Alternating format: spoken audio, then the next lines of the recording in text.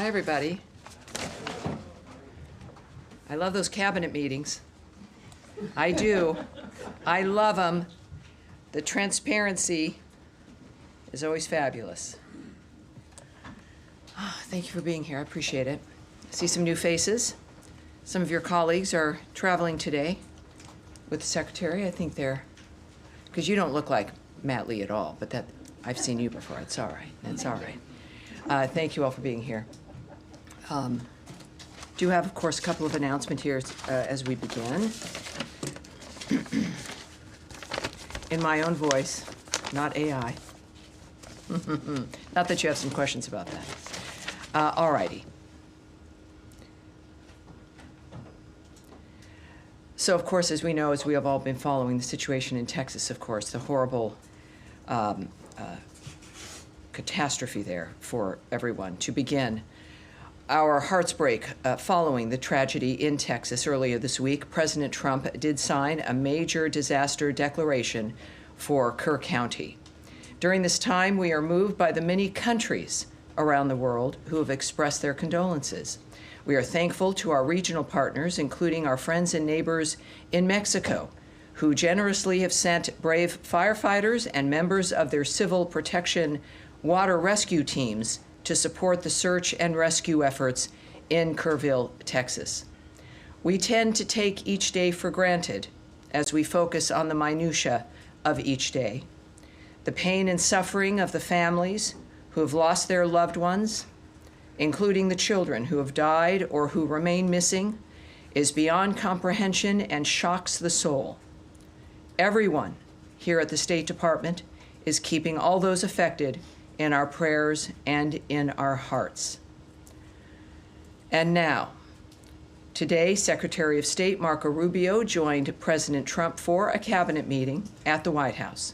During the meeting, Secretary Rubio described the historic accomplishments of this administration under President Trump's leadership. We have seen unprecedented progress in advancing our national interests and in the pursuit of peace.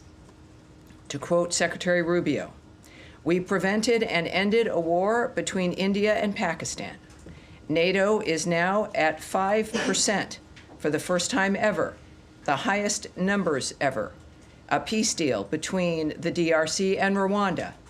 A 12-day war that ended with an American operation that we're the only country in the world that could have done. Hopefully, pretty soon, a peace deal between Azerbaijan and Armenia. The entire Middle East and the infrastructure of it has the potential now to change because of Syria and Lebanon, and it hasn't even been 6 months." In addition, this evening, Secretary Rubio will travel to Kuala Lumpur to participate in the ASEAN United States Post-Ministerial Conference, the East Asia Summit Foreign Ministers Meeting, and the ASEAN Regional Foreign Ministers Meeting. He is also scheduled to meet with senior Malaysian government officials. In his first trip to Asia as Secretary of State, Secretary Rubio is focused on reaffirming the United States' commitment to advancing a free, open, and secure Indo-Pacific region.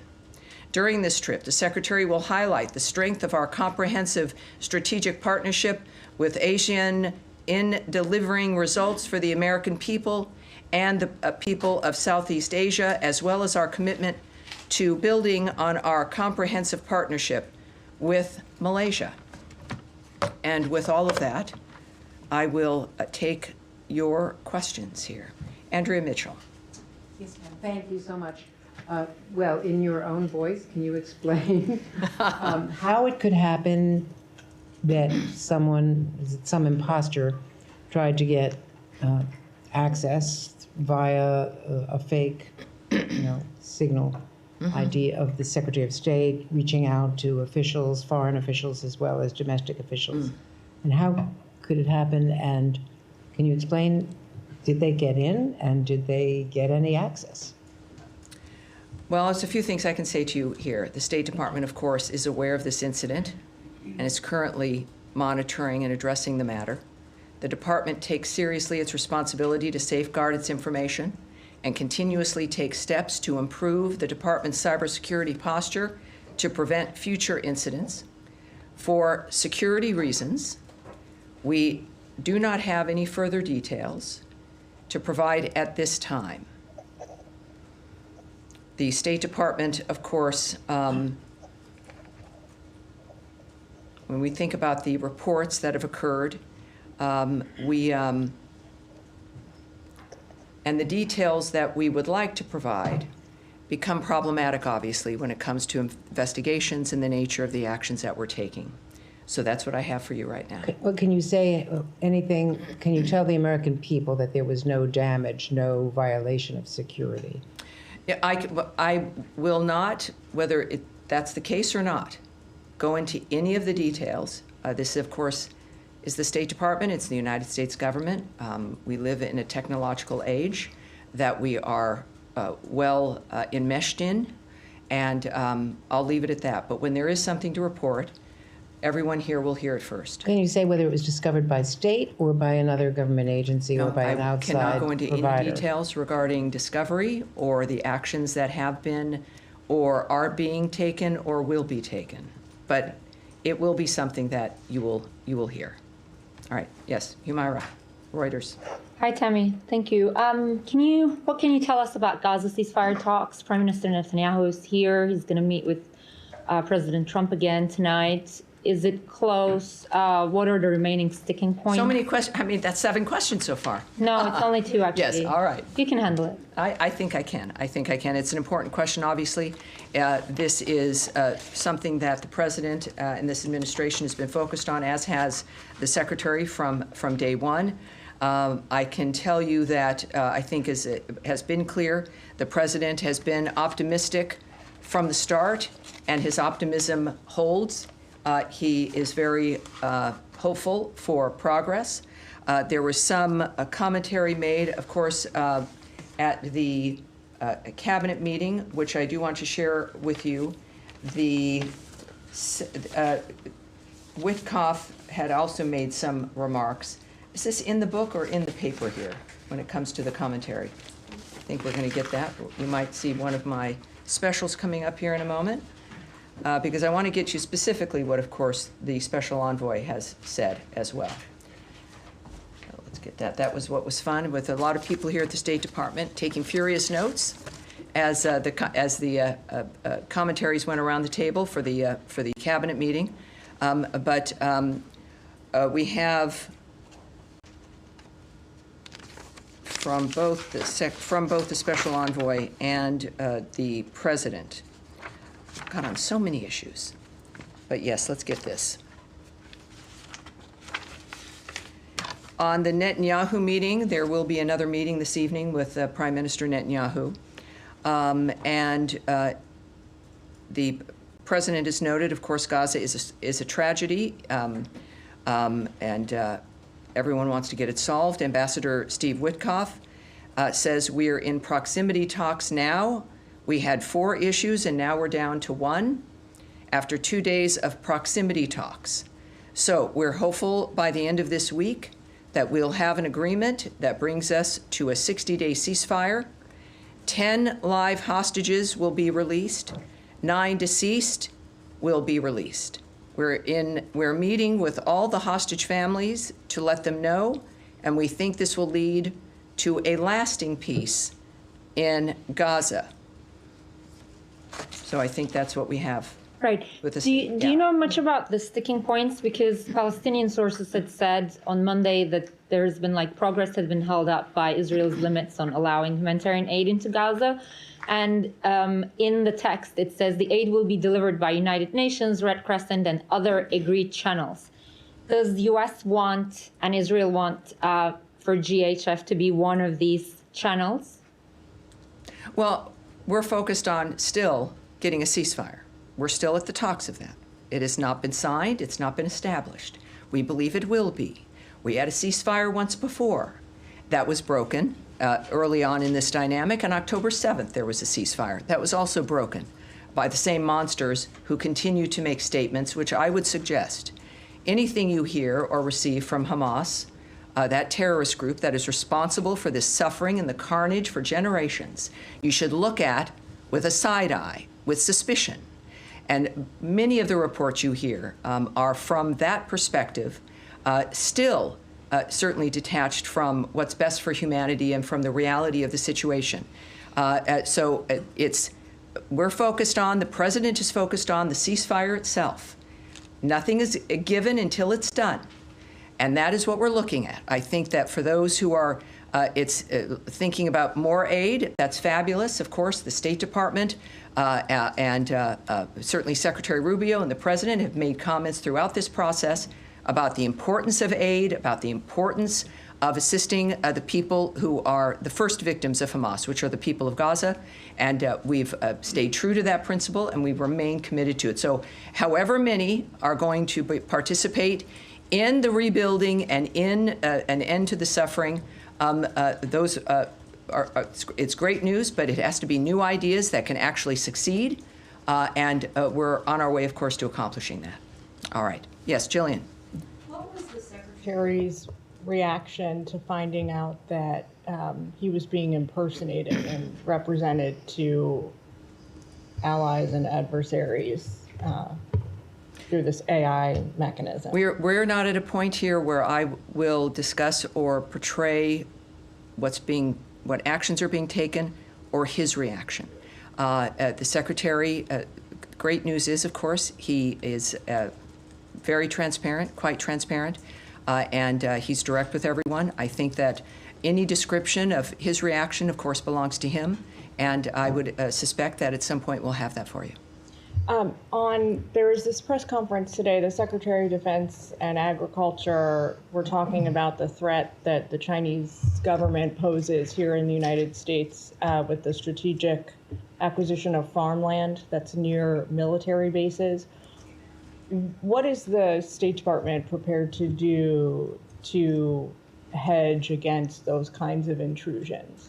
Well, it's an interagency kind of decision and discussions that go on, also negotiations, the nature of a full whole of government dynamic. When you're dealing with agriculture, you're dealing with Homeland Security, certainly, and the equities that the State Department might hold. I won't discuss what our actions would be or what the specifics would be. I'm sorry, I have a lot of not answers for you today at some point, but I would say that as soon as we have some kind of action, we'll let you know, but it's not something I can remark on today. Can you talk at all about if the sort of like writ large, if the department sees this as an ongoing threat as well? Well, that would require me to speculate or talk about an opinion framework, which I can't do, certainly at this point. But we'll have something for you soon. Yes, ma'am. Hi. GHF had said that it was undergoing an independent audit as a condition of getting U.S. government funding. Has it, in that it would turn over that audit to state in July? Has it turned over that audit, and will the State Department make that public? Well, I can tell you that for any aid, of course, there are some requirements. In this case, there's ongoing benchmarks, et cetera. So this is something that we follow and will expect certain details, to say the least. At this point, what I can tell you is that we're looking at their track record now, which is now at 66 million meals to date at 3 distribution centers, which they hope, of course, to expand.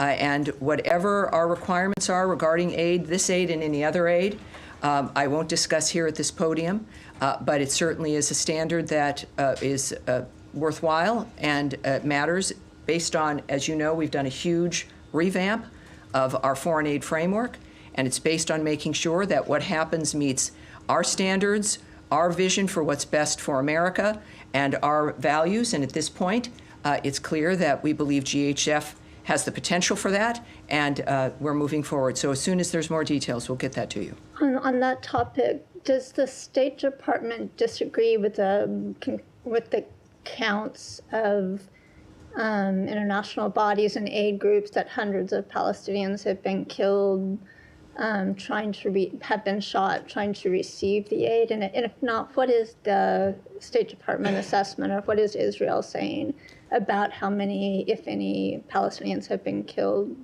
Well, we know Israel has some investigations ongoing regarding what has transpired in a war zone. A war zone they did not want, a war zone they did not expect, a war zone created exclusively by Hamas, which now is thinking about a ceasefire and looking at it, which is nice. But this could end in a moment, as we all know, by releasing all of the hostages and by putting down their arms. They've chosen not to do that. In the meantime, in a war zone, and this is what the drama has been and why humanitarian aid has been so difficult, it's dangerous. It's a dangerous thing. People have weapons. Terrorists have weapons. They shoot people. They're holding hostages. They're maniacs.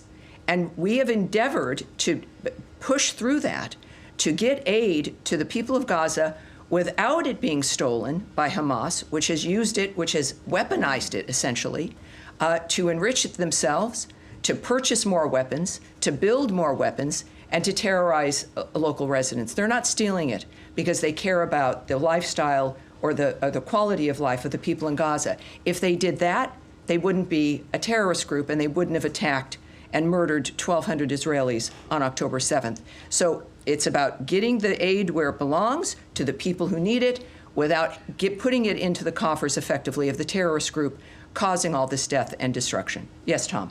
On the future of Gaza, I mean, we know you've been very clear, says the President and the Secretary, that Hamas can't be a part of that. Correct. So what is the administration's vision for the future governance of Gaza? Well, the President has made clear, Secretary has discussed as well, the fact that Hamas cannot be a part of Gaza, of any power framework. It cannot exist, is the word that the Secretary used. This, however, as the President has also stated, the future of Gaza, it should be in the hands of the Gazan people and in that region. So this is not just our vision or a dictation of what will happen. This is about the countries, our partners in the region, who have been actively working to implement the new ideas that the President has asked for. So I won't speculate on what that will look like, but if this moves as we hope it would, which is always quickly under President Trump's direction, is that we'll see that sooner than later. And one thing I can tell you is that it will not involve Hamas. But just to follow up on that, I mean, that suggests that the US doesn't have a sort of clear vision for what the best future governance is. Well, no, it suggests that there's some things that I won't exactly tell you today. But so there is a vision, but you're not setting out what it is? Well, clearly we have multiple nations dealing with an issue that has gone on for generations, where people have said that they want it to end, they want it to be solved. The results have been not good, ending up in Hamas in this kind of dystopian dynamic. And then President Trump comes back and says, I want new ideas. This can't continue. Working with all those nations in the region, hand in hand, to come up with a new idea. What that new idea will be, I can't describe, but they're not playing tiddlywinks. They're actually making, having a vision for the future of how this constructively could work. But just to clarify, does that include the possible, as the administration terms it, relocation of Palestinians from Gaza? I won't discuss the details. Because when the president was asked about this in the White House last night, his first reaction was to defer to the Israeli Prime Minister about that very question. I mean, he didn't answer it. I think that when I refer people to other agencies or to other people, it's either because it's more appropriate or because it's something that is not correct for me to speak about, or I don't have the details. When speaking about another nation's approach with something, it's appropriate to refer to that friend who's sitting there with you. President Trump has not just the desire to ask for new ideas. He asks for them because he gets them. He knows new ideas are possible. His life is a new idea. The nature of what he's accomplished politically is a new idea. He knows that if you put your mind to it and you need to accomplish something very specifically, you must determine what that will be, as opposed to being carried along by a system or a machine or the wind. So when he lives his life that way and he knows that it works, it's not always easy, but that sometimes it's the only way, if not most of the time, if you want real success and real progress. is to have the new ideas. But And that's what we're waiting for, and it will not look like what's happened before. Although that yes, isn't the a other new Tom. idea. Yes, sir. Thank you, Tammy. Just going back to Gaza, can you tell us what that one remaining issue is that Special Envoy Witkoff described or referenced earlier? No, but I'm sure we'll find out. And another sort of simple question. Of course. By the end of the week, does that mean by Friday, by Saturday, or by Sunday? I think generally it could be the collection of the days at the end of the week. I can't, I'm not going to specify because we know how things can happen. The president is leaving on a trip today that originally he was going to be leaving on a couple days earlier. The world happens. These are men and women who are at the forefront of deliberate change, and they're determined to be managing it. So these are the people who understand, and that's a very specific thing to say, even though it was kind of end of the week. I would say, to clarify a little bit more, I would say probably the end of the week. Yes. Thank you, Tammy. Two separate topics. Before that, just to clarify, you meant the president leaving today for trip, or the secretary? No, the secretary. Okay. Obviously, the secretary. Did I say the president? Well, I'm Secretary of State Marco Rubio. Yes, both men are on my mind. On Ukraine, I would appreciate if you help us understand whether the president's latest assessment of Putin will lead to any real policy change when it comes to arms shipment issue. Are we back to pre-July level, or is this administration now committed to deliver on all the previously made commitments? Well, I mentioned in our last briefing when there was some concern and hubbub about arms shipments stopping from the United States to Ukraine. And my warning then was, wait a minute, that this is one situation, that you should not extrapolate it as a new policy or position, that we have been and remain Ukraine's biggest supporters. We care about those people. We care about making sure that they have what they need. The president has been very vocal about the wholesale slaughter that has been going on and how it has to stop, how there has to be a ceasefire, and how it has to be between the two parties. Within that, I noted that, of course, wait, and here we do now have, besides a phone alarm, we have, of course, the resumption of weapons shipments to Ukraine. The president has been vocal about this. Without the details of exactly what, the president feels obviously very passionate and determined regarding the ability of Ukraine to defend itself. That's the commitment. And Caroline Levitt, my colleague, noted just yesterday the shipments pause was part of a standard review of all weapons and all aid the U.S. is providing all countries and all regions around the world, not just Ukraine. And a few days before that, President Zelensky noted about his phone call with President Trump. We had a very good call, I think a very strategic call. We've been helping them and will continue to help them. This is the president speaking about Zelensky. It's a pretty tough situation. So again, we've been helping them. We'll continue to help them. It's a pretty tough situation. And so that's our position. It's what it has always been. And I'm glad that there's some clarity here after last week. I do have follow-ups, but I'll leave it for another day. Well, yeah. Second topic. Going back to your opening statement on the Secretary's speech during the cabinet meeting, he talked about Azerbaijan and Armenia. I'm just curious whether there's any active U.S. involved, U.S. lead mediated process right now going on. What makes the Secretary believe that there's a happy ending there? Well, that's a good question, and we'll have some of that for you, but it was important enough, of course, for him to mention. And we're excited about the multitude of arrangements and ceasefires and changes that we've been able to be involved in.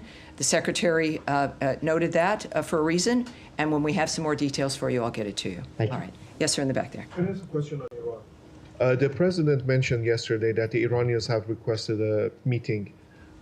Your Iranian counterpart today countered that and said there has been no request on the Iranian side.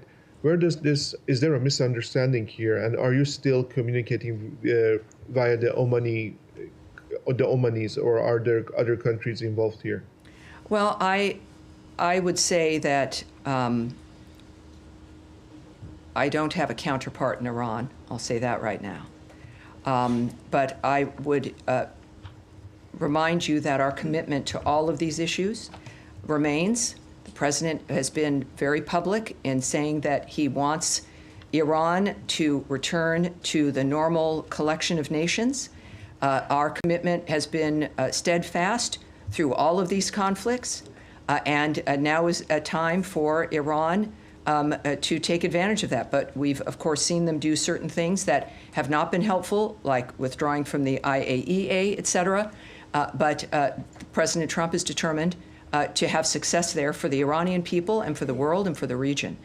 So I don't have details for you now about what may or could happen, but I do know that the president remains committed to a world at peace and to doing everything he can to make that possible. Yes, and yes, sir. Follow up on that. Thank you so much. Has any meetings with Iran been scheduled yet, or are you still discussing to set up a meeting with Iranian in somewhere in Middle East or in Europe? You're asking about the Kurds? No, I'm asking about this. This will be my second question, actually. My question is follow-up for my colleagues from BBC. Has any meeting scheduled with Iranian yet, or you are still working on that? I can't speak to that at this point. Okay. And my second question on the yes. Kurds. Yeah. Could you share the State Department's comments regarding the recent meetings between the Kurdish-led delegation with the Syrian interim government in Damascus, and how does the department view Damascus' apparent lack of response to the Kurdish delegation's request to continue their dialogue? That's good. That's a good question, but we have to take it back. I know there can be something. There's a lot of course, action and change, courtesy of Ambassador Barak, our ambassador to Turkey, who's leading the reformation, if you will, and the assistance to Syria. The Kurdish position there, of course, is of interest to many, and so we'll get that back to you. And lastly, about how do you see the recent dispute between KRG and Baghdad over the budget and oil issue? Is this about the salary payment still? Yes, exactly, yes. Yes, well, as we know, that's been a long time issue. I appreciate you staying on it, many others staying on it as well. I can reiterate for those who are unaware of the situation, which, again, the Middle East changed a couple of weekends ago, right? It changed dramatically. But I can tell you that we continue to urge Baghdad, in this case, and Erbil to resolve their issues through constructive dialogue. That has not changed. We still want that. Resolving this salaries issue sends a signal that Iraq is creating an environment in which U.S. companies would want to invest. That, I think, is even more heightened now than ever before with the potential. Successful resolution would also send a positive signal on broader cooperation for the benefit of all Iraqis, such as the reopening of the Iraq-Turkey pipeline and additional energy exploration, including with U.S. companies. I know that President Trump's vision of a peaceful world is one where everything is possible. Iraq fits into that, obviously, as do the Kurdish people. Nothing is impossible, and we've got the leadership that I think can take us there. Next to me? Yes, sir. Thank you. As we know, after October 7, 2003, always Prime Minister Netanyahu talking about the new Middle East. And President Trump is very concerned about the stability and peace. Can you update us now, Prime Minister Netanyahu here in town, do you continue to support Israel for peace and stability in the Middle East and fight terrorism and proxies in the region? I think it's pretty obvious with the relationship between President Trump and the Prime Minister of Israel, Netanyahu, as well as the Secretary of State and his comments and his relationship as well. Our involvement in the issue of defense and supporting Israel's defense of itself. It's clear that now opportunities have opened up as terrorist death squads of the region, having been supported by Iran, remain on their heels. And it's a very exciting time. It's a time where people who perhaps felt that this was the only normal or the new normal are realizing, as people around the world are, that things can change for the better. This kind of suffering is not perpetual. It can end. And that is what I know President Trump is focused on, and why we have the friends that we have and the actions that we take, because a safer world for the United States, considering all that is asked of us, which we respond to with, I think, incredible generosity. It is our nature as a nation made up of people who wanted freedom and liberty, is that a peaceful world is the best thing for the United States and every other country. And that is our goal, and we search for that and work for that with our partners throughout the world. Ron? All right, yes, in the yellow. Yes, thank you, Ambassador Barak was in Lebanon, and he received the response, like the Lebanese response, on his proposal regarding the ceasefire between Lebanon and Israel. What do we expect after this? And publicly, he was positive regarding the response. Yes. Can you walk us through what happened? What? Well, Special Envoy Tom Barak, also again the ambassador to Turkey, is a remarkable individual. He's got an assignment that is difficult. Of course, he visited Beirut. He is not a man who pretends. And so you're seeing a public explanation or description of his attitude about what's happening. You can believe in that. He has said that he was unbelievably satisfied, as one example, with the Lebanese government's response to calls to disarm Hezbollah. Now, there is a transparency, I think, that President Trump has set for everyone that moves with him, that has aligned with him. And that's because the American people deserve transparency, that we, for too long, have not had it. And so, yes, while I won't characterize private diplomatic conversations that any of our leaders have, the fact of the matter is you can listen to their own words, you'll see and hear the honesty, and you'll be able to make your conclusions from that. Yes. Yes, sir, with the beard. Thank you. We heard Israel's Prime Minister Benjamin Netanyahu saying that U.S. and Israel are getting closer to finding countries who will take in Palestinians. Can you tell us who are these countries? Are they in the Middle East or outside of the Middle East? Well, we know that this has been through conversations and discussions, a part of the ideas that have been discussed or, I suppose, contemplated. There's a realization that, as the president has noted, as the situation became quite obvious, that was not an environment, the Gaza Strip, where one can live peacefully or safely. And in order to rebuild and to remake, people have to be safe. Where we go with those conversations, I won't discuss the end result, but we are at a point. What is this, Tuesday? We're dealing with, after everything we've experienced, think about it, in just 5 to 6 months. What has changed already? The secretary noted that a bit in his remarks at the cabinet meeting. It's been an astounding shift, and to the future itself, not in a moment of a singular ceasefire, but changes in attitudes and what we expect. So I would say that there's a belief in general that things can change, that the people themselves are what's being considered first and foremost, and it's the regional partners, the nations in that region, who also have an overwhelming interest in the destruction and the carnage ending. And so we'll have to wait and see who is going to participate in how we make this a better future for the people of the Gaza Strip. All right, and yes, sir, go ahead. Yes, I wanted to... Tell me your name, by the way. You're in for someone? Yeah, I'm James Laporta from CBS News. Great. Hi there. Hi, James. Thank you for having me.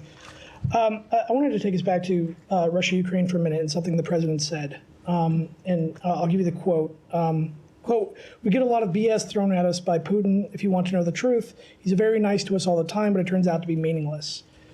How is the president going to negotiate a peace deal when everything that Putin says is meaningless? And to be fair, this is something that people have told the president for a while now, that what Putin largely says is meaningless. Even President Zelensky has said that, and the president has largely dismissed those concerns until recently.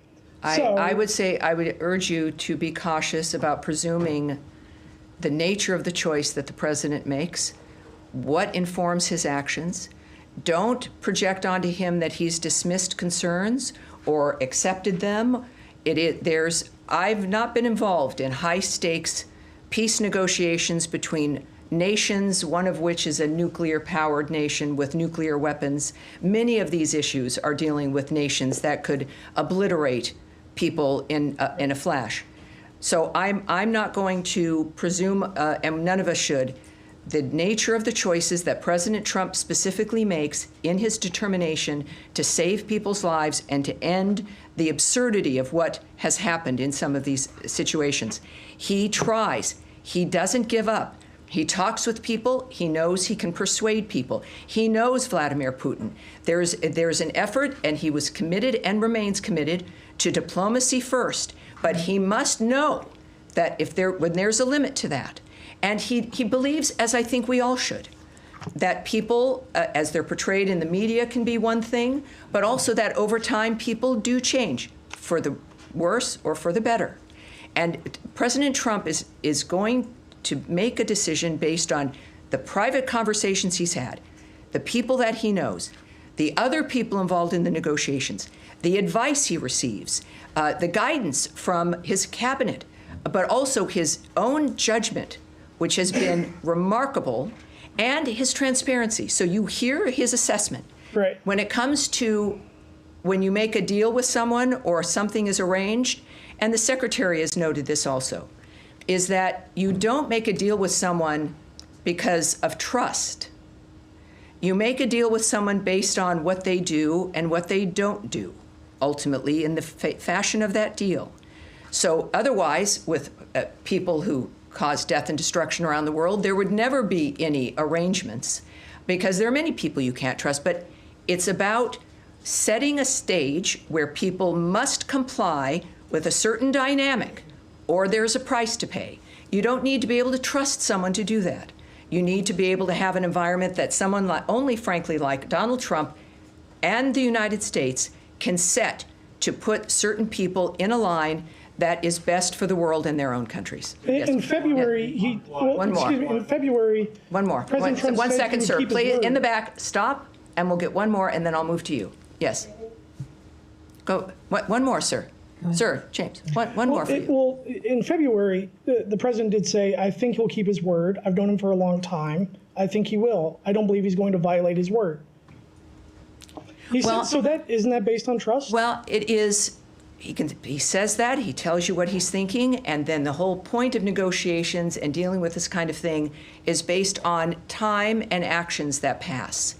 And it's not a static decision. You don't decide that, and then that's the belief or the choice that lasts if something else occurs, or you're seeing some other behavior. We don't do that in any relationship, right? We have expectations, and then you watch and you engage, and that's the point of the engagements and the negotiations. What the president has seen, I won't comment on. I'm not going to project what the nature of how he's making his decisions. What I do know is that he gets what he wants.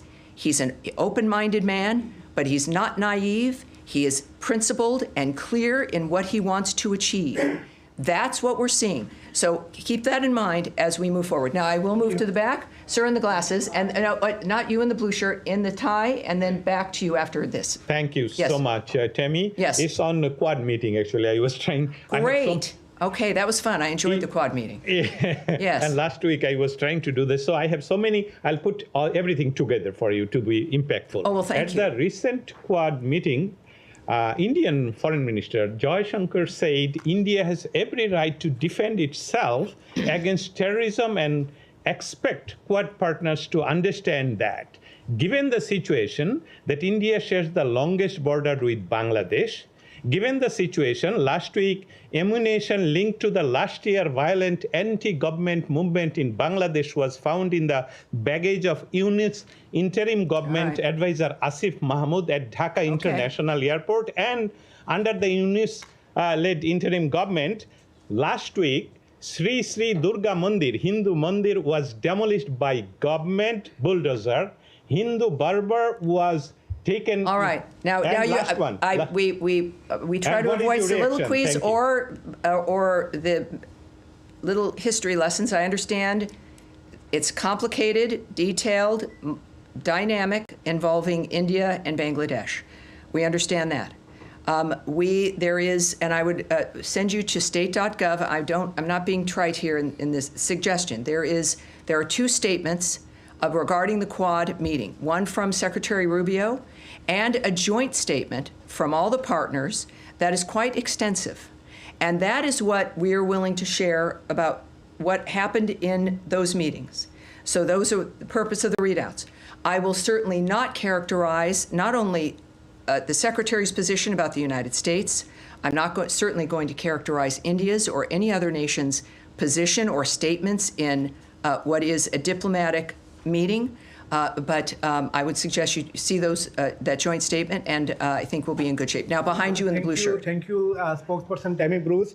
After President Donald Trump elected as the 47th president, in less than 6 months, we saw two major wars between India and Pakistan and Iran and Israel. And President Trump mediated both.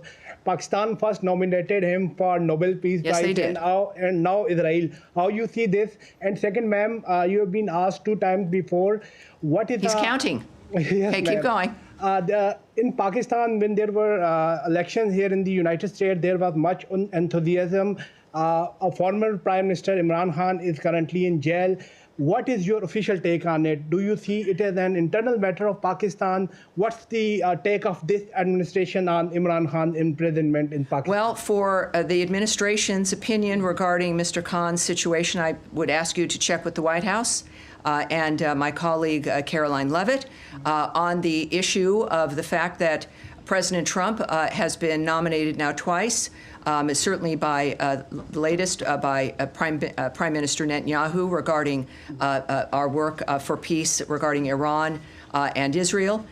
We'll see. I think the president has made it clear that he doesn't expect ever to win something of that sort, and yet the issue for him, the prize, is his success. The prize is the end result, and humanity will be the deciders and the judgment of the nature of what he has contributed with his life. I think that, frankly, in my opinion, transcends the Nobel Peace Prize, but he deserves every prize. He deserves this one for the Abraham Accords. He deserved it. There are many things he deserves, and I don't know in this world whether he would get them, but what he has received is the biggest prize of all, which is the presidency of the United States, brought to him by the freest people in the world in an election, returning him to this office after a remarkably shocking and obscene attacks on himself and his family for years. He did not give up. The American people did not give up on him. He is now not giving up on the world, and the people of the world are going to decide and make a determination of the greatness of Donald Trump, and it's going to be unavoidable. And I appreciate your question. Yes, sir. In the glasses. Yes. Thank you so much. After the ceasefire between India and Pakistan, Pakistani government and army chief appreciated the efforts of President Trump and nominated him for the Nobel Peace Prize. But on the other hand, Indian Prime Minister Modi and his cabinet members continuously saying that President Trump has no role in the ceasefire between India and Pakistan. Even Jay Shankar, when he met Secretary Rubio last week, after that meeting, he told media that President Trump has nothing to do with the ceasefire between India and Pakistan. Sure. So what are your thoughts on these lies and rogue behavior of Modi and his cabinet members? So many comments speak for themselves.